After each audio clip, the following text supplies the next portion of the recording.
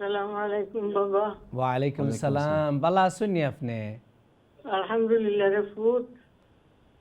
আপনার আমি ও হুজুরের লগে মারতাম জি আসলাম রে জি বাবা। জি হুজুরে মাত্রা। কিতা করছেন আপনার কই লক্ষ ইনশাআল্লাহ।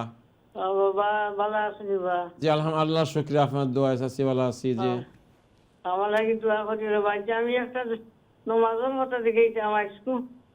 আমি ওষুধ খাওয়াইছি আমার ডাক্তারে, 4 পয়েন্ট পানি ও সেলাইন দিয়া কথা খাইছাম। এখন আমি তো নমাজ পড়ছি না বা, আমার নমাজত কি হইতো আপনি নমাজ ইশারায় পড়ি লাইবা ইনশাআল্লাহ। আপনি তো না উঠি বা? আমার ওযু নাই বা, আমি বাথরুমটা কি বাইতাম পারলাম না বা। ওকে, তো এখন তয়াম্মুম করতে পারবানি। তাই আমি করবো কিনা বেটা, এই শরীর বা নাই। না তা তো অসুবিধা নাই, শরীর পাক না থাকলেও তয়াম্মুম করিয়া নামাজ পড়া যাইব শরিয়াত অনুযায়ী, বুঝছেন নি?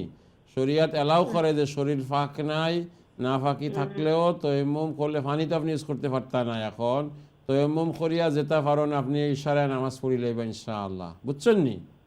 আল্লাহ রাব্বুল আলামিন আপনার লাইফটা সহজ করে দোয়া করি আপনার লাগি। আপনার অনেক অনেক শুকরিয়া, কষ্ট করিয়া ফোন করছেন।